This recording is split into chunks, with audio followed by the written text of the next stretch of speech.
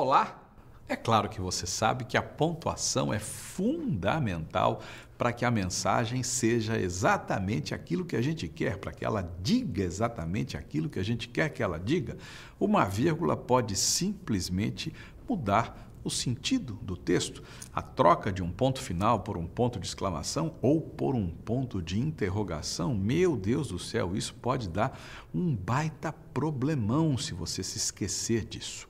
São apenas alguns exemplos de casos em que, digamos, a distração ou desconhecimento, desconhecimento das regras de pontuação, tudo isso pode gerar algum mal-entendido. Existem regras, sim, para pontuar. A gente vai ver algumas dessas regras ou muitas dessas regras aqui para que a gente tente resolver uma boa quantidade de problemas em relação a isso, para que a gente consiga escrever com clareza, transmitir a mensagem que efetivamente se quer transmitir. Aproveite. Aproveite? Aproveite. Pois é, como é que se escreve isso? Aproveite. Acho que vai uma exclamação aí, não vai? É isso.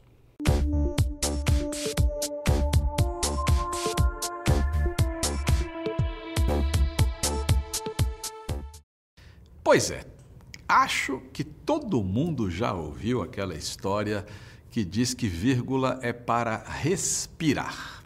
Ter ouvido não é tão grave assim. Grave é ter acreditado. Se você acreditou nisso um dia, desacredite, por favor. Vírgula é para respirar? Como assim? Será que eu respiro como você respira como eu? As pessoas respiram da mesma maneira? Será que um asmático, quando escrever um texto, vai fazer o quê? Vai colocar um caminhão de vírgulas? E um sujeito que tem um super pulmão não vai colocar vírgula nenhuma? Isso é uma grande bobagem. Vírgula não se usa dessa maneira, não é esse o critério, quando se quer usar esse sinal de pontuação importantíssimo, esse e outros sinais de pontuação. A vírgula essencialmente depende da questão sintática, da função sintática, e a vírgula também depende da questão estilística, daquilo que se quer dizer, de como se quer dizer, de como se pode trabalhar com a ordem dos termos e por aí vai. E como eu já disse, a vírgula e outros sinais além da vírgula também dependem de uma série de conceitos sintáticos, conceitos estilísticos. O ponto final, por exemplo, que é usado, claro, quando se quer indicar o fim de uma frase declarativa. A vírgula costuma indicar uma pausa breve, em circunstâncias que a gente vai ver mais adiante com todos os detalhes. O ponto e vírgula é um pouco mais do que a vírgula, eu costumo dizer. O ponto e vírgula é, digamos, o meio do caminho entre a vírgula e o ponto final, também tem lá os seus aspectos particulares, a gente vai ver aqui. O ponto de interrogação que o pessoal que escreve na internet, e-mail e tal, não coloca de jeito nenhum e a gente recebe aquela mensagem, lê aquilo e lê como se fosse uma afirmação e não é. É uma pergunta, você pode trabalhar hoje? Ponto. Espera aí, você pode trabalhar hoje? Completamente diferente, Ponto de interrogação encerra uma interrogação, como o nome já diz, ou seja, uma pergunta, exclamação, que é o sinal que indica que aquela frase tem aquele tom, você pode ir, pá, exclamação, O ponto de exclamação, que também muita gente não usa na internet, nos e-mails e tal, é usado para isso, para essas frases em que há um tom de exclamação, às vezes até em frases imperativas, com ordem e tal.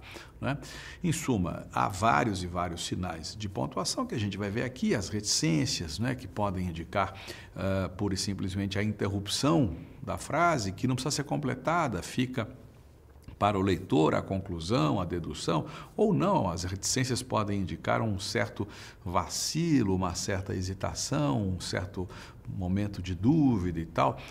Os dois pontos que podem anunciar aquilo que vai ser explicado, esclarecido, o travessão, que muitas vezes é utilizado para marcar a mudança de interlocutor, mas também tem o seu papel lá dentro do texto, um papel que a gente vai ver aqui. Em suma, teremos aqui um cardápio amplo em relação aos sinais de pontuação, claro, ênfase em relação à vírgula, que é o sinal de pontuação mais importante, mais utilizado.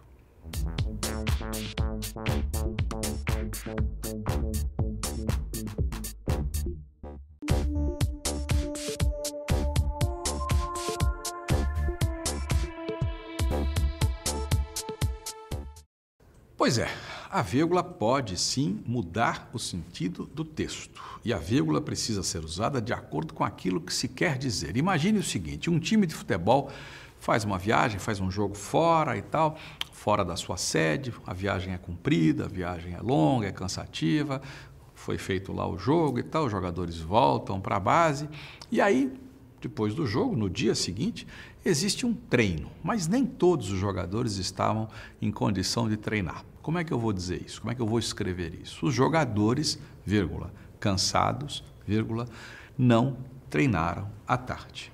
Isso deixa claro que os jogadores todos estavam cansados e não treinaram à tarde. Agora imagine o seguinte, a mesma situação. O time jogou fora da cidade, fora da sua sede, voltou no dia seguinte, voltou de ônibus, voltou cansado e tal. Mesmo assim, alguns jogadores quiseram treinar no outro dia, depois do jogo. Alguns não, outros sim.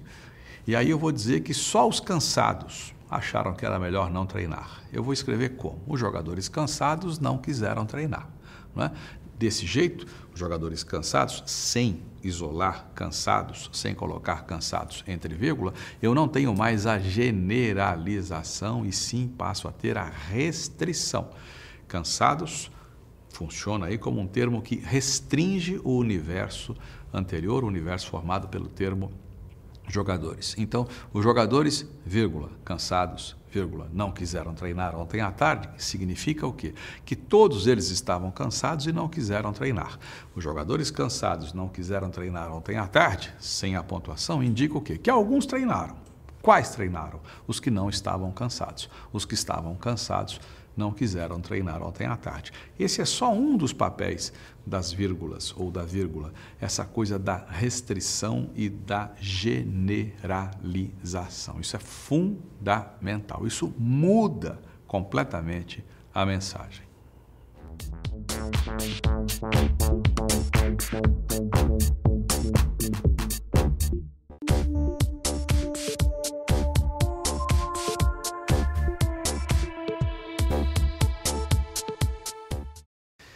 Pois é, no começo deste DVD, desta aula, né, eu falei de vírgula e da vinculação da vírgula, dos sinais de pontuação com a questão da sintaxe, da análise sintática, com a questão da estilística, da maneira como se diz a coisa, daquilo que se quer enfatizar, da maneira de tornar a coisa mais ou menos expressiva. Então imagine o seguinte, os deputados deixaram o plenário da Câmara irritados.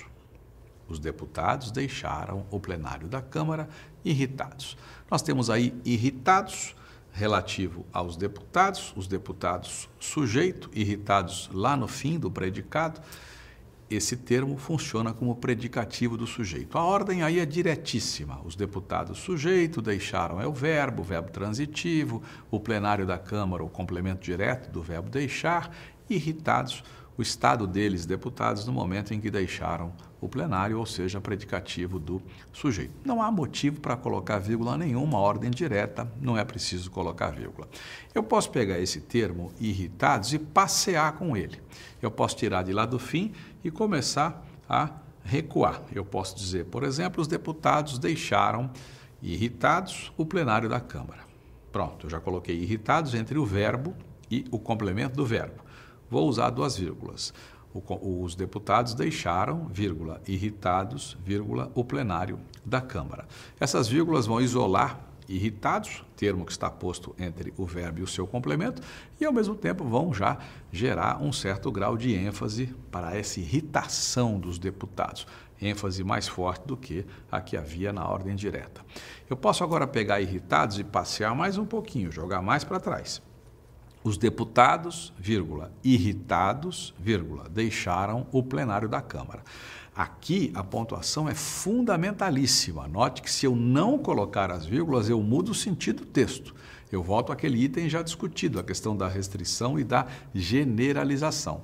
Se eu escrever os deputados, vírgula, irritados, vírgula, deixaram o plenário da Câmara, eu vou enfatizar mais ainda o fato de que eles, deputados, no momento em que deixaram a Câmara, estavam irritados, o plenário da Câmara. Se eu não colocar vírgulas, as vírgulas, os deputados irritados deixaram o plenário da Câmara, eu passo a dizer o seguinte, eu divido o plenário em dois times, o time dos irritados e o time dos não irritados, dos felizes, dos tranquilos, dos oba-oba e tal, não sei o quê. E aí, sem as vírgulas, os deputados irritados deixaram. Eu passo a dizer que só os irritados caíram fora, os outros lá ficaram. Todo mundo feliz, contente, os que estavam irritados deram no pé. Então, as vírgulas são fundamentais aí para deixar o mesmo sentido e aumentar a carga de ênfase sobre a irritação dos deputados. E se eu colocar irritados no começo, irritados, vírgula, os deputados deixaram o plenário da Câmara, eu passo a ter uma alteração mais radical, porque a irritação passa a ser não só o estado dos deputados no momento em que deixam o plenário, passa a ser também a causa. Ouça novamente, irritados, os deputados deixaram o plenário da Câmara. Eu transmito mais de uma ideia, a ideia de que eles, deputados, quando saíram do plenário, estavam irritados, e, ao mesmo tempo, a ideia de que essa irritação, o fato que os irritou, tudo isso, em suma, foi o motivo, foi também motivo para que eles, né, queimassem o chão, como se diz por aí, descem no pé. Então, eu vou pontuar, né? Irritados, vírgula. Note que a pontuação acompanha a alteração da ordem, a posição dos termos e acompanha, claro, a transformação que tudo isso gera na mensagem transmitida.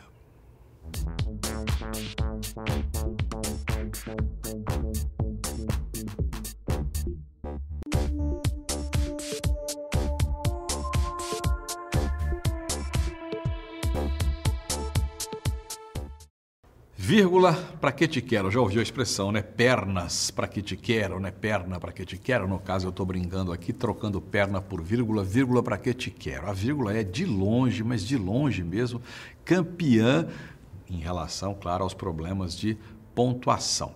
A gente vai ver aqui alguns dos casos em que se emprega e, sobretudo, casos em que não se emprega. Eu digo sobretudo porque muita gente gosta de colocar vírgula onde não deve. Por exemplo, sujeito e verbo. As pessoas adoram colocar uma virgulinha entre o sujeito e o verbo, sobretudo quando o sujeito é comprido.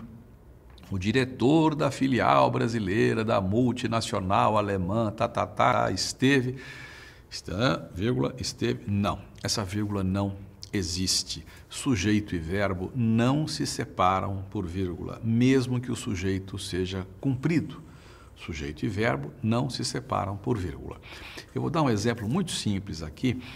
Dorme minha pequena. Dorme minha pequena. Dorme minha pequena sem vírgula significa o quê? Que minha pequena dorme. Eu estou afirmando. Minha pequena é sujeito. Sujeito que vem depois do verbo, né? Minha pequena dorme. Dorme minha pequena. Não há vírgula aí. Se eu colocar uma vírgula, dorme, vírgula, minha pequena, vírgula, dorme. Muda completamente o sentido. Minha pequena deixa de ser sujeito e passa a ser vocativo. Em vez de eu declarar que minha pequena dorme, eu passo a chamar minha pequena e dizer a ela que durma. Muda completamente o sentido. Então, vamos começar por aí. Vamos perder a mania de colocar a vírgula entre o sujeito e o verbo, porque a gente sabe que quando o sujeito é comprido, né, a gente dá aquela respirada quando acaba o sujeito e vem o verbo, e aí sabe como é que é aquela velha história, respirou, virgulou? Não, socorro, pare com isso. Esqueça essa coisa de se pautar pela respiração para colocar a vírgula. Sujeito e verbo não se separam por vírgula.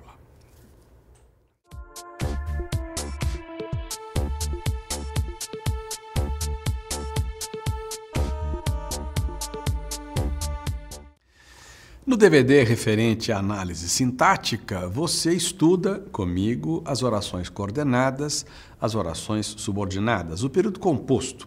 Nas orações coordenadas, existe uma, a adversativa. Aliás, é bom lembrar, a palavra adversativa é da mesma família da palavra adversário, da palavra adversidade. Portanto, a oração coordenada adversativa indica uma adversidade, um fato oposto. contrário, né?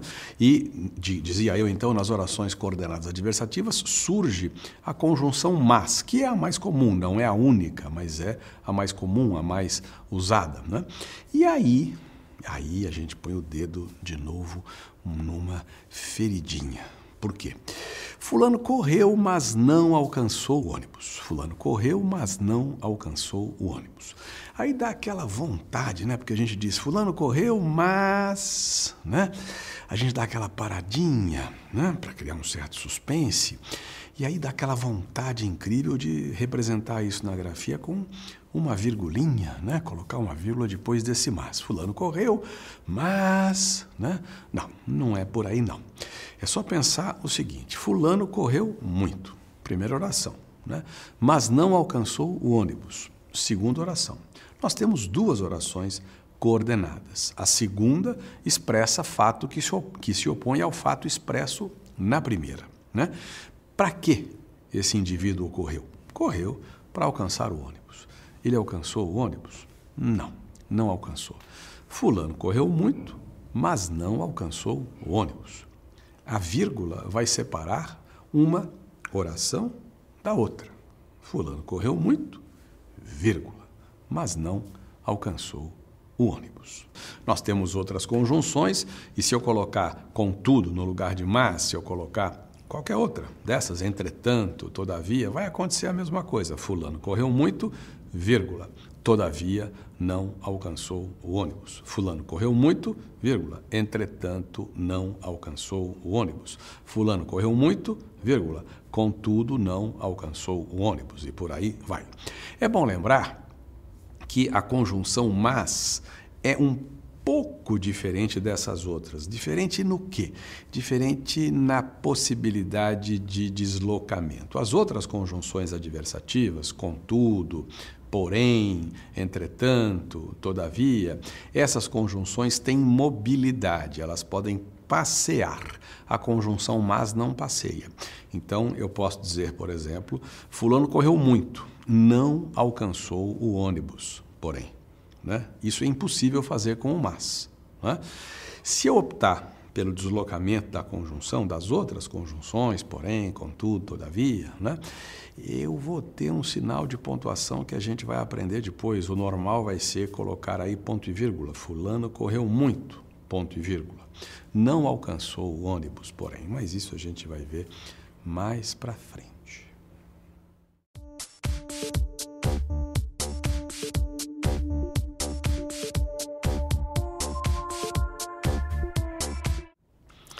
No volume relativo à análise sintática, você aprende que existe adjunto adverbial, existe oração adverbial, oração subordinada adverbial.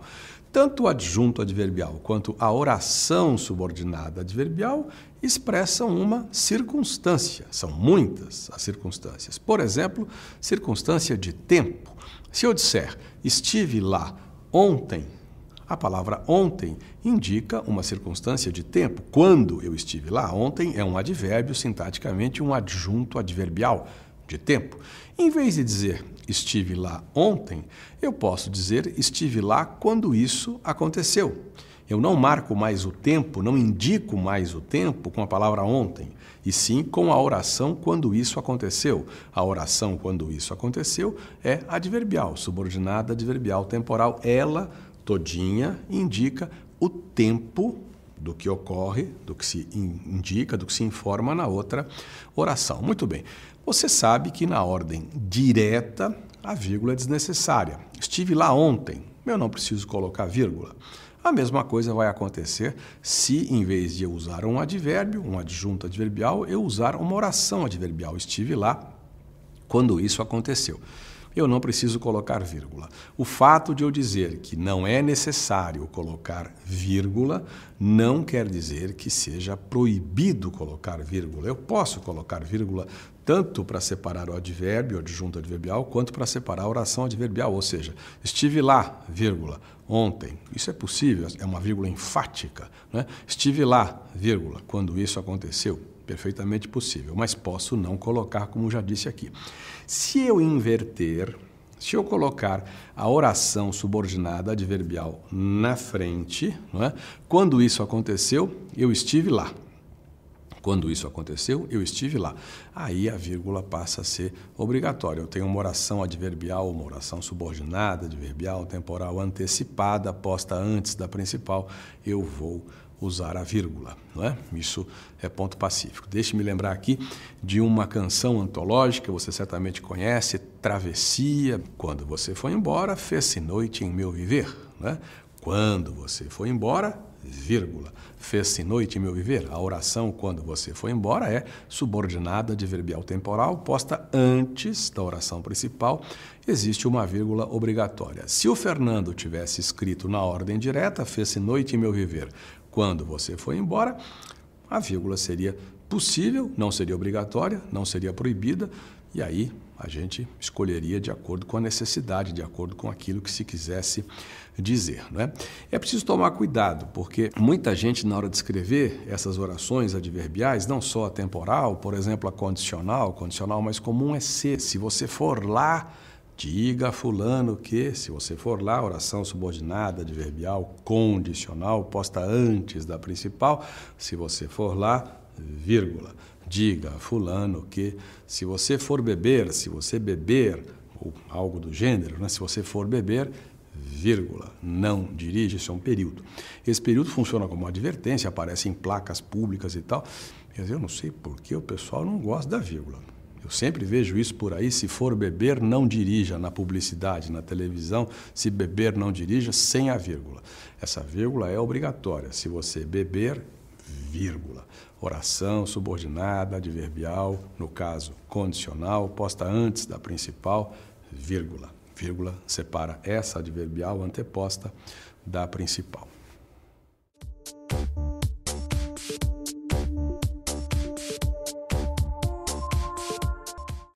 Bem, acho que você já percebeu que existe uma forte relação entre pontuação e análise sintática, entre análise sintática e pontuação. Por isso, eu peço a você toda a atenção do mundo para o volume relativo à análise sintática. Vamos tratar de um outro caso agora, da vírgula ou da não vírgula, né? Se eu disser o seguinte, eu disse a ela a verdade, eu disse a ela o que sei. Eu disse a ela o que sei, eu disse a ela a verdade. Eu tenho aí o verbo dizer, eu disse, né, sujeito eu, e aí eu disse a ela, objeto indireto, complemento verbal indireto, a pessoa a quem eu disse, e depois eu tenho aquilo que eu disse, o que eu sei, a verdade, alguma coisa desse tipo, não é? O que vai acontecer? Você coloca alguma vírgula nesse caso, você escreve eu disse a ela a verdade, você coloca alguma vírgula aí? Eu entreguei as flores ao diretor. Eu entreguei as flores ao diretor. Sujeito eu, verbo entregar, as flores, complemento direto, aquilo que eu entreguei, ao diretor, complemento indireto, objeto indireto, a pessoa a quem eu entreguei. Você colocaria vírgula aí? Eu entreguei as flores ao diretor, você colocaria alguma vírgula aí? Não.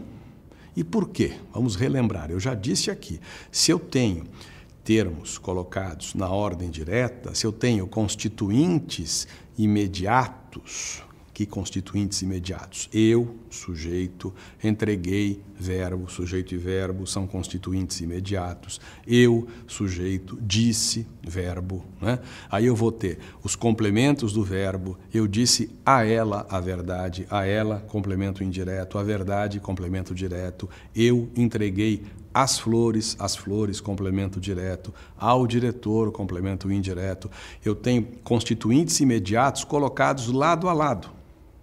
Eu não vou separar isso por vírgula, de jeito nenhum. Não há motivo para separar isso por vírgula. Não há necessidade da vírgula nesse caso. Vamos passar do período simples para o composto, em casos análogos, em casos semelhantes. Sabe aquela famosa declaração que as empresas fornecem, né, que os escritórios fornecem e tal, a pessoa precisa de uma declaração de, por exemplo, declaração de que trabalha em tal lugar, né, aí vem lá papelzinho bonitinho, declaramos a todos os interessados que fulano de tal é funcionário desta empresa desde 1997. Se fulano de tal tiver um nome comprido, a coisa fica mais grave ainda. Por quê? Porque o texto vai ficando comprido e a coceira para colocar a vírgula vai aumentando. As pessoas adoram colocar uma vírgula. As pessoas não aguentam ver um texto comprido sem colocar uma vírgula, mas não vai haver uma virgulinha. Declaramos. Nós declaramos. Sujeito nós está implícito aí na forma verbal, declaramos, né? Nós declaramos. Certo? Nós declaramos a alguém e declaramos alguma coisa. Declaramos a quem? A todos os interessados. Qual é a função dessa expressão? A todos os interessados. Complemento verbal indireto. Preposição a, declarar a alguém. Objeto indireto. O que é que nós declaramos? Declaramos X. X é o objeto direto, é o complemento direto. Quem é o X aí? O X é aquilo que nós declaramos. Vamos ver o que é que nós declaramos. Que fulano de tal é funcionário desta empresa desde 1997. Esse é o complemento direto, em forma de oração. Oração, subordinada, substantiva, objetiva, direta. Se eu tenho o sujeito nós, implícito, o verbo, declaramos, em seguida, o primeiro complemento indireto, a todos os interessados, então nem pensar em vírgula depois de declaramos, vírgula, a todos os interessados, de jeito nenhum, eu estaria separando o verbo de objeto indireto, vírgula depois interessados, declaramos a todos os interessados, vírgula, que não, de jeito nenhum, eu estaria separando um complemento verbal do outro complemento verbal, o objeto indireto do objeto direto. Nem pensar. Vírgula depois de fulano de tal, que é uma coisa muito comum por aí, quando fulano de tal tem aquele nome comprido, e fulano de tal, vírgula é. Sujeito e verbo não. Lembra? Já disse isso aqui, sem vírgula. Ele é funcionário desta empresa, uma vírgula, acabou. Conforme-se. Esse trecho pode ser grande, pode ser compridinho, conforme-se. Resista, segure a tentação de colocar a vírgula. Você não vai usar vírgula nesse caso.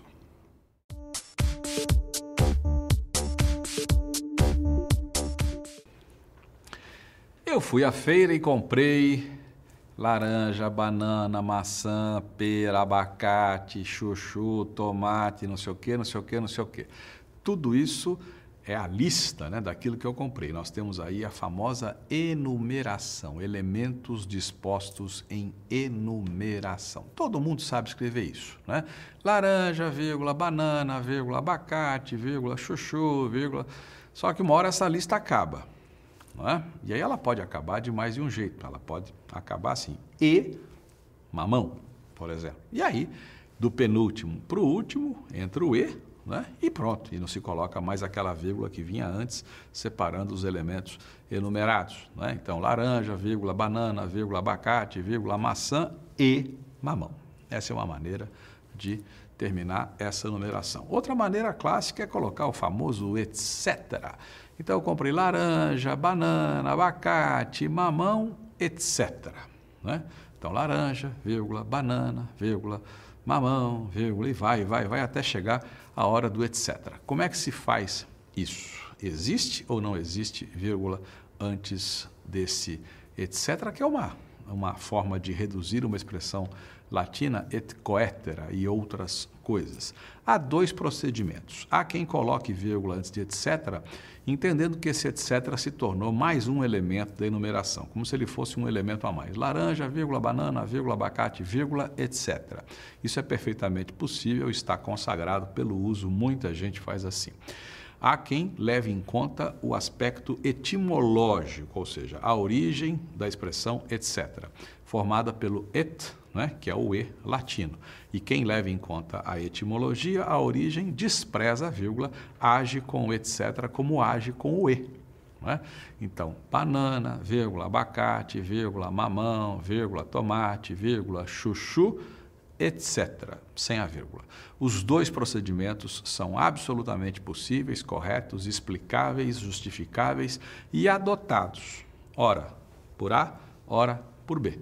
Se você pegar até nos dicionários, você vai ver essa diferença. Por exemplo, no dicionário Wise, todas as vezes que você vê lá um comentário qualquer, uma explicação qualquer de um verbete, quando há o emprego de etc., você vai ver que no dicionário Wise não há vírgula antes de etc.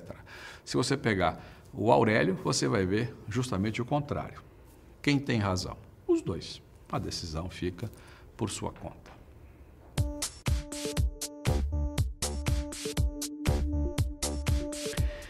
Conhece uma canção chamada Marina? Marina, morena, Marina, você se pintou. Pois é, lá pelas tantas a letra diz: Marina, você já é bonita com o que Deus lhe deu. Marina, você já é bonita com o que Deus lhe deu. Marina é vocativo. É o termo ao qual o emissor se dirige, o termo ao qual ele dirige a mensagem. O vocativo é sempre virgulado. Eu já disse neste volume, eu já disse que em certos casos, quando não se coloca a vírgula para o vocativo, corre-se o risco de transformar esse vocativo em sujeito. Maria sai da lata, Maria, vírgula, sai da lata, Maria sai da lata. Se eu não puser vírgula depois de Maria, Maria vira sujeito, eu passo a declarar, né, que Maria sai da lata. Se eu ponho vírgula, Maria, vírgula, sai da lata, eu passo a pedir, né, a Maria que saia da lata. Voltando então ao exemplo da canção de Caymmi, Marina, vírgula, você já é bonita com o que Deus lhe deu. Marina é vocativo, vocativo sempre é virgulado. E o vocativo pode passear tranquilamente pelo texto. Você, Marina, já é bonita com o que Deus lhe deu. Você já é bonita, Marina, com o que Deus lhe deu. Você já é bonita com o que Deus lhe deu, Marina. E sempre que eu faço o vocativo andar, ele anda e leva consigo as vírgulas. Então, Marina, vírgula, você já é bonita com o que Deus lhe deu. Você, vírgula, Marina, vírgula, já é bonita com o que Deus lhe deu. Você já é bonita, vírgula, Marina, vírgula, com o que Deus lhe deu. Você já é bonita com o que Deus lhe deu, vírgula, Marina. Virgule o vocativo, sempre, sempre. A começar pelas mensagens que você escreve na internet. Oi, fulano. Eu faço um teste. Eu recebo mensagens, a pessoa me escreve: olá, Pasquale. Pasquale sou eu. Olá, Pasquale. Sempre vem sem vírgula. Eu respondo: olá, fulano. E põe a vírgula para ver se a pessoa percebe que ali existe um vocativo. O vocativo tem que ser virgulado. Olá, vírgula, fulano. O vocativo deve ser virgulado. Sempre.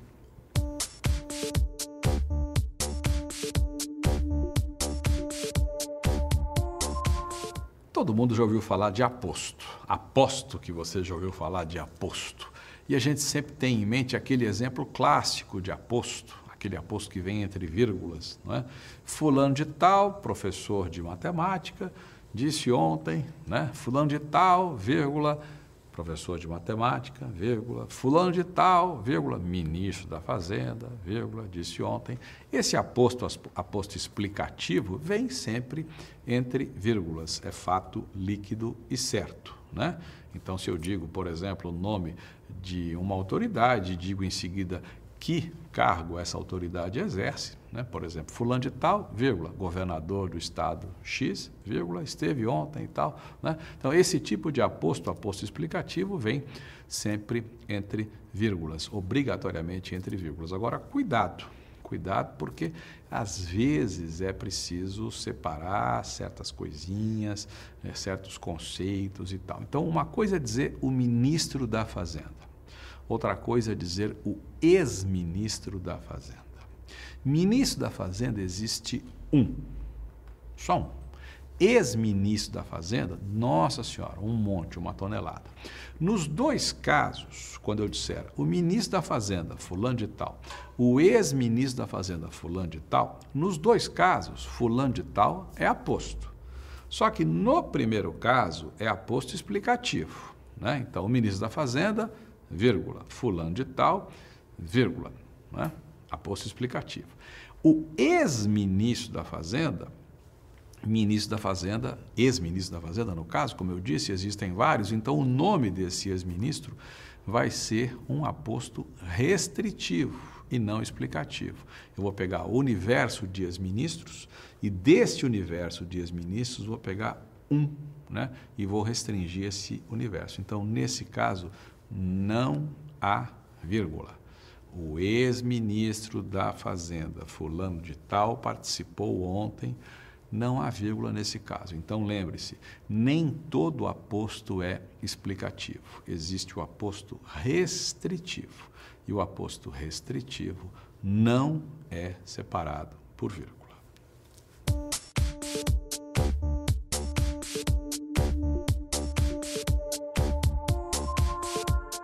A vírgula e a oração subordinada adjetiva. Bom, o que é uma oração subordinada adjetiva? Como o nome já diz, ela equivale a um adjetivo, não é? Então, se eu disser, não gosto de mulher mentirosa.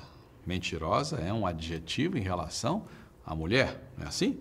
Eu posso trocar mentirosa por uma oração, não gosto de mulher que mente, né? A oração que mente exerce em relação à mulher o mesmo papel que o adjetivo mentirosa exerce. Então, nós temos a adjetivação, no primeiro caso, não gosto de mulher mentirosa, a adjetivação feita pela palavra mentirosa em relação à mulher. No segundo caso, essa adjetivação é feita pela oração que mente, oração subordinada adjetiva. Nós aprendemos, sabemos que a oração adjetiva sempre começa com um pronome relativo. E o pronome relativo mais comum, no caso, é o que, o glorioso que. Esse que de não gosto de mulher que mente, esse que é pronome relativo, introduz uma oração adjetiva. Pois bem, nós temos apenas dois tipos de oração adjetiva, a explicativa e a restritiva. Explicativa e restritiva. A explicativa generaliza, a restritiva restringe, não é? O nome já deixa isso claro. Então, se eu disser assim, os bares da Vila Tal que colocam mesa na calçada podem funcionar até não sei que horas. A mensagem vai depender da pontuação. Se eu disser, os bares da Vila Tal, vírgula, que colocam mesas nas calçadas, vírgula, podem funcionar até tal hora, eu estou dizendo que todos os bares da Vila Tal colocam mesas na calçada. Esse que introduz uma oração adjetiva, os bares da Vila Tal, os quais colocam, esse que é pronome relativo. E se eu pontuar, se eu separar esse que do termo anterior por vírgula, eu estarei dando a essa oração que começa no relativo, que é um caráter genérico, não é? Então, os bares da Vila Tal, vírgula, que colocam mesas nas calçadas, eu estou afirmando com essa pontuação que esses bares, todos esses bares da Vila Tal colocam mesas nas calçadas e podem funcionar de tal hora a tal hora. Se eu escrever os bares da Vila Tal que colocam mesas nas calçadas podem funcionar de tal hora a tal hora, eu vou com esse que, continuo introduzindo uma oração adjetiva, eu não virgulei, eu não pus vírgula antes, e com esse fato, o fato de eu não ter pontuado, eu estou considerando esse que como elemento que introduz uma oração adjetiva restritiva, que está restringindo.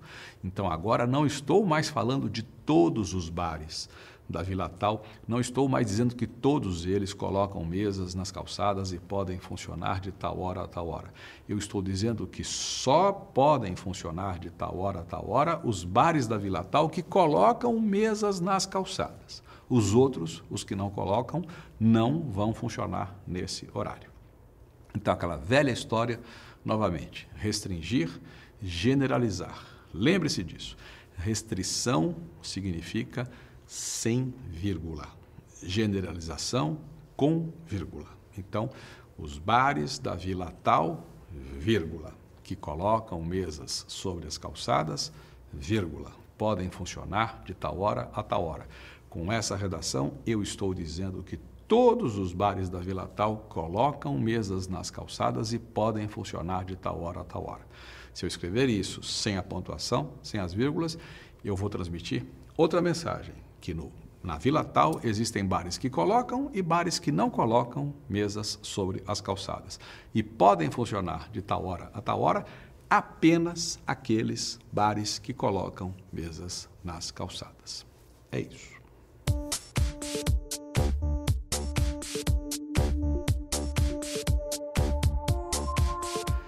Pois é, lembra o que é um adjunto adverbial? Lembra? Adjunto adverbial é essencialmente um modificador do verbo, pode também modificar um adjetivo ou um outro advérbio, mas essencialmente é um modificador do verbo, indica uma circunstância, tempo, lugar, dúvida, negação, tarará, tarará, tarará, tarará. Qual é a posição natural do adjunto adverbial na chamada ordem direta? Ordem direta, você sabe, vem primeiro o sujeito, depois vem o predicado. No predicado, primeiro o verbo, e aí depende do verbo. Se o verbo é transitivo, vem os complementos. Se o verbo é de ligação, vem o predicativo e por aí vai. O adjunto adverbial, coitadinho, vai sendo chutado lá para o fim. A posição natural dele na ordem direta é o fim da frase, né? Eu comprei 2 livros muito interessantes ontem à tarde. Então, eu, sujeito, comprei o verbo, 2 livros muito interessantes, complemento do verbo, ontem à tarde, adjunto adverbial de tempo. Quantas vírgulas eu vou colocar aí? Nenhuma, né? Nenhuma, ordem direta. Posso pegar essa expressão adverbial, ontem à tarde, e colocar no começo. Ontem à tarde eu comprei 2 livros muito interessantes. Eu posso virgular, ontem à tarde, vírgula, né? Comprei 2 livros muito interessantes. Eu comprei ontem à tarde 2 livros muito interessantes. Eu comprei, vírgula, ontem à tarde, vírgula, 2 livros muito interessantes. Note que eu vou colocar 2 vírgulas, uma que abre espaço para o adjunto, separa o verbo do complemento, a outra que fecha esse espaço dessa separação, né? E aí é aquela velha história, eu até posso não colocar vírgula nenhuma, eu posso escrever, eu comprei ontem à tarde 2 livros muito interessantes, deixo direto, sem vírgula, com as vírgulas eu enfatizo esse adjunto adverbial, sem as vírgulas eu não enfatizo. Se o adjunto ficar muito comprido, né, eu vou realmente distanciar demais o verbo do complemento. É bom nem fazer muito isso, porque é estilo meio duvidoso e tal, mas se o adjunto for lá meio compridinho, eu vou colocar uma vírgula. Eu comprei na semana passada 2 livros. Na semana passada é um adjunto adverbial formado por 3 elementos, né? E grandes e tal. Comprei, vírgula, na semana passada, vírgula, né? 2 livros muito interessantes. Agora, o que eu não posso fazer de jeito nenhum, e muita gente faz, é pegar esse adjunto adverbial que está intercalado, que está dentro, eu não posso colocar uma vírgula só. Eu comprei ontem à tarde, vírgula, 2 livros, de jeito nenhum. Eu comprei, vírgula, ontem à tarde, 2 livros, de jeito nenhum, né? Essa vírgula solteira, coitadinha, sozinha, está fazendo o que aí? Ela fecha o que não foi aberto, ou ela abre o que não foi fechado, o que não vai ser fechado? Não faça isso. Ou 2, ou nada. Eu comprei, vírgula, ontem à tarde, vírgula, 2 livros muito interessantes. Ou então, eu comprei ontem à tarde 2 livros muito interessantes. 2 ou nenhuma. Claro, se o adjunto for para o começo, ontem à tarde, vírgula, eu comprei 2 livros muito interessantes, ou até sem vírgula nenhuma. Mas não se esqueça, se eu intercalar o adjunto adverbial, eu não vou colocar uma vírgula só. 2 ou nada. Se abrir, fecha, ou então não abre nem fecha. É isso.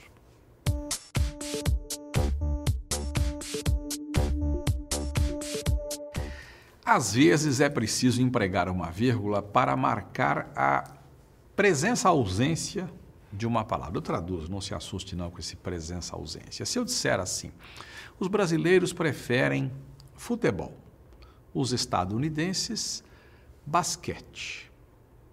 Há uma palavra que está aí, mas não está. Qual é a palavra? A palavra preferem. Os brasileiros preferem futebol, os estadunidenses preferem basquete. A palavra preferem, na sua segunda ocorrência, acaba ficando subentendida, acaba ficando oculta. É um verbo que está escondidinho ali, não é? Não está escrito, mas está presente. Não está dito, não é dito, mas está presente. Então, quando a gente faz isso, no lugar desse verbo, a gente coloca uma vírgula. A vírgula marca a omissão do verbo. Muita gente chama isso de vírgula vicária, justamente porque o termo vicário significa isso, que substitui, que está no lugar, né? Então, a vírgula vicária é a vírgula que substitui um termo que não está lá fisicamente, né? Mas está lá subentendido, né? E isso costuma acontecer com o verbo. Então, eu prefiro cinema. Ela, teatro. Eu prefiro cinema. Ela prefere teatro. No lugar de prefere, forma verbal que não foi dita, não foi escrita, coloca-se a vírgula. Detalhe para separar uma oração da outra aí, eu prefiro cinema, ponto e vírgula. Ela, vírgula, teatro. Ela prefere teatro. Claro, se eu explicitar o verbo, é óbvio, eu vou dispensar a vírgula.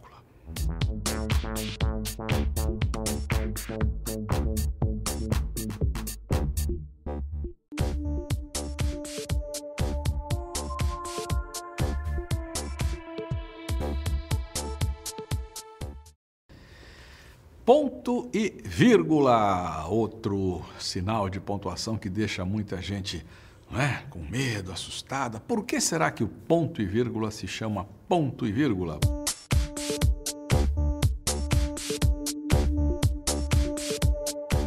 Porque ele reúne características do ponto e da vírgula, é claro, né? Ele é mais do que uma vírgula, menos do que um ponto, ele é quase um ponto final. E se ele é quase um ponto, é um sinal intermediário entre a vírgula e o ponto, ele só vai ser usado, claro, quando houver autonomia, independência entre as partes que ele, ponto e vírgula, separa. Imagine o seguinte, uma notícia de jornal, uma manchete, né? Gaddafi diz que não renuncia, ponto e vírgula, ONU autoriza ataque.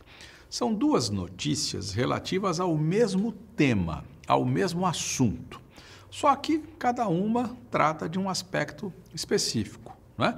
Então, o Gaddafi diz que não renuncia e a ONU autoriza ataque, claro, dos países lá aliados, os que estão ali naquela decisão, ataque, claro, à Líbia. Pois bem, eu separo isso no título jornalístico por ponto e vírgula. Gaddafi diz que não renuncia, ponto e vírgula. ONU autoriza ataque. Esse é um belíssimo exemplo do emprego do ponto e vírgula. Ponto e vírgula como sinal de pontuação que separa elementos autônomos. Note que cada trecho tem começo, meio e fim, né? São elementos autônomos, são partes autônomas que se juntam no assunto, que se juntam no tema. Outro emprego do ponto e vírgula. Se você já pegou um edital, pessoas que se inscrevem para concursos públicos, sempre aparece aquele negócio assim, o candidato deve preencher os seguintes requisitos, 2 pontos. Aí vem uma lista, A, B, C, ou 1, 2, 3. O que acontece quando acaba um item? Ponto e vírgula, né? Por quê? Porque com o ponto e vírgula eu digo, olha, acabou este item, mas não acabou o todo. Então, os candidatos devem preencher as seguintes condições, 2 pontos. A, tarará, tarará, tarará, ponto e vírgula. B, tarará, tarará, tarará, ponto e vírgula. Com isso eu indico, então, que acabou um item, mas não acabou o todo. Pense assim, então, ponto e vírgula a gente usa sempre que houver autonomia, independência. Eu separo partes autônomas, mas que se ligam, de alguma maneira, no tema, no assunto, no conjunto.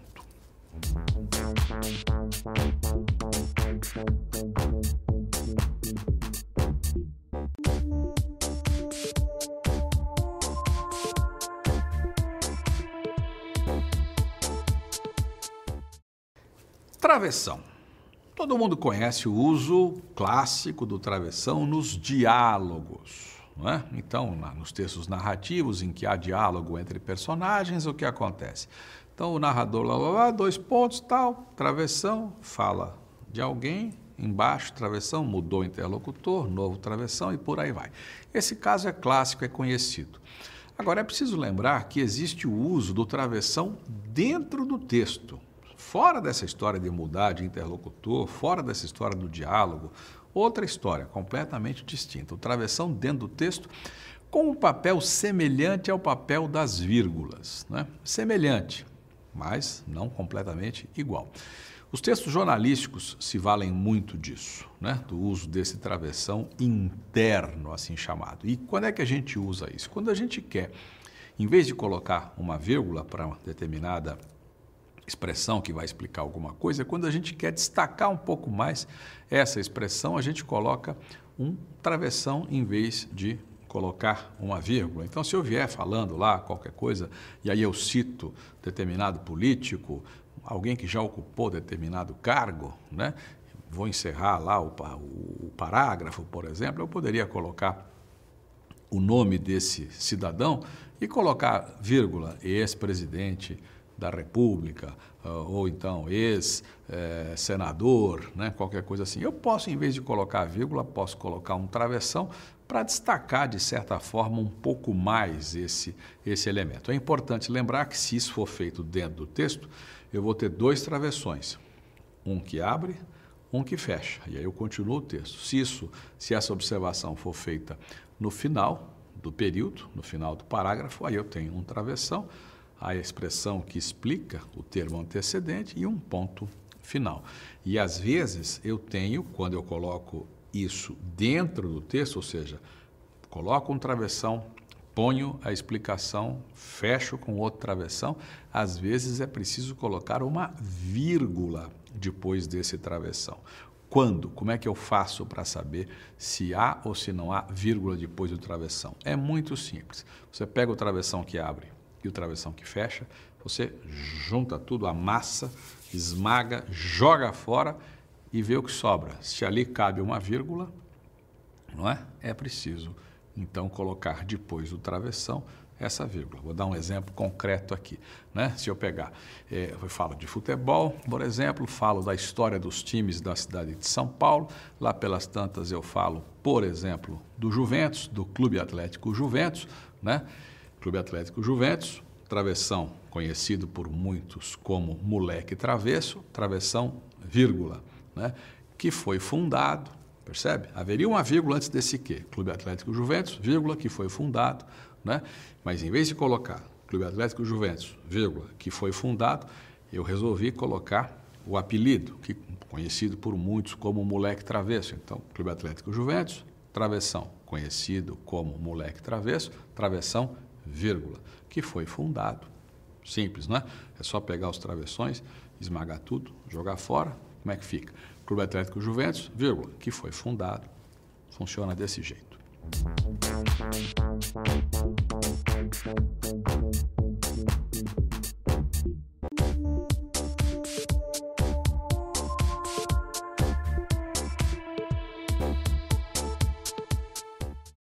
Bem, além da vírgula, do ponto e vírgula, que são os sinais de pontuação mais problemáticos, mais importantes, mais difíceis, né, que aqueles que geram, né, mais probleminhas e tal. Além desses, nós temos outros, talvez mais tranquilos. O ponto final, por exemplo, todo mundo sabe, ponto final, o nome já diz, ponto final, encerra a coisa, né? Eu coloco ponto final, acabou, até logo, até amanhã. Os 2 pontos, também não há grandes problemas, a gente coloca 2 pontos para anunciar que o que vem pela frente esclarece, explica um termo que ficou para trás. Agora, cuidado, muita gente faz assim, estiveram presentes, 2 pontos, fulano, fulano, fulano. Nesse caso, não, estiveram presentes fulano, porque eu não tenho nenhuma palavra, né, para ser explicada por fulano, fulano, fulano. Se eu dissesse, estiveram presentes as seguintes pessoas, 2 pontos, fulano, beltrano, aí sim, porque fulano, beltrano é uma lista que explica pessoas, que esclarece pessoas, que desenvolve pessoas, né? Eu comprei, 2 pontos, laranja, banana, não. Eu comprei o seguinte, 2 pontos, laranja, banana, aí sim, porque laranja, banana é a listinha da palavra seguinte, que esclarece a palavra seguinte. Comprei o seguinte, 2 pontos. Então, lembre-se disso para não usar à toa os 2 pontos. O ponto de interrogação, meu Deus do céu, moçada que escreve na internet, por favor, né? Vamos colocar ponto de interrogação quando de fato houver uma pergunta, né? Interrogação, interrogar, perguntar. Então, aquele sinalzinho, né? Ponto de interrogação, não confunda com ponto de exclamação, que é aquele pauzinho assim, né? Com um pontinho embaixo. E como a gente diz, ponto de exclamação serve para a gente dizer alguma coisa com ênfase, né? Vitória! Pá! Ponto de exclamação, né? Se você estuda espanhol, lembre-se de que em espanhol o ponto de exclamação e o ponto de interrogação aparecem no início, né? De ponta cabeça. É um belo recurso que nós, lamentavelmente, não temos. A pergunta em espanhol começa com ponto de interrogação de cabeça para baixo. É muito legal isso. Com isso, o leitor já sabe que vai ler uma pergunta. Em português, nós não temos esse recurso. A gente tem que colocar o ponto de interrogação só no fim. E muita gente não coloca no fim, né? Aí vira uma salada. A gente lê a frase como se fosse afirmação, quando, na verdade, nós temos ali uma pergunta. As reticências. As reticências podem ser colocadas para deixar a conclusão para o leitor, e aí muita gente não percebe a sutileza do autor que não completa a frase, que não precisa ser completada. A conclusão é óbvia, isso fica para o leitor. Às vezes a conclusão não é tão óbvia, mesmo assim ele coloca as reticências para que cada um tire lá a sua dedução, conclua da maneira que quiser. Ou então as reticências podem indicar suspense, alguma coisa desse tipo. As aspas, meu Deus, quanta gente lê e não percebe a presença das aspas, que servem muitas vezes para indicar que se trata ali naquele trecho de uma transcrição do que foi dito ou escrito por outra pessoa.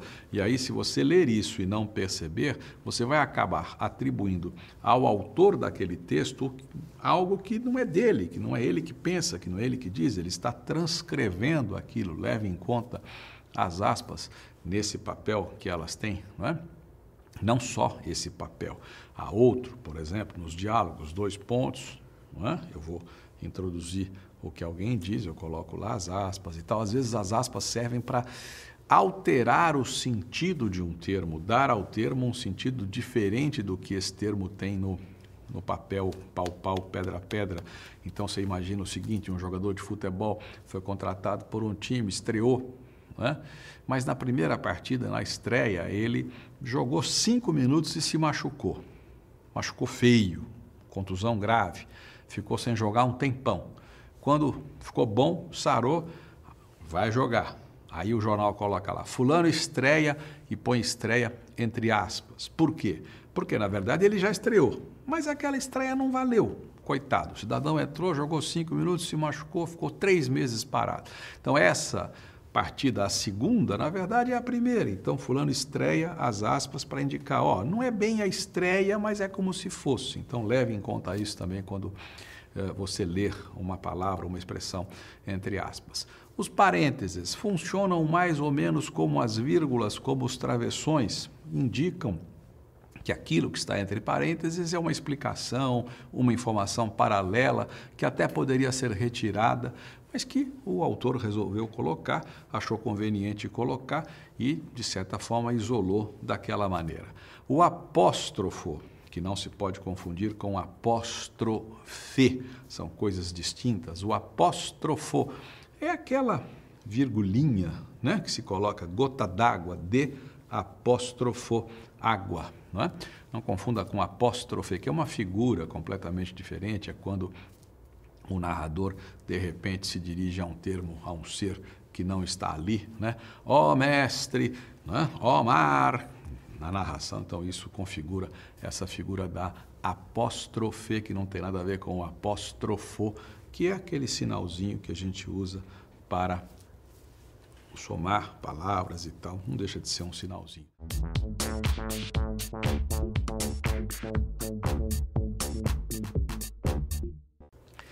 Pois é, neste volume, neste DVD, você viu os principais usos dos sinais de pontuação, ênfase, claro, para a vírgula campeã, né? A vírgula, em segundo lugar, o ponto e vírgula, e depois os outros sinais.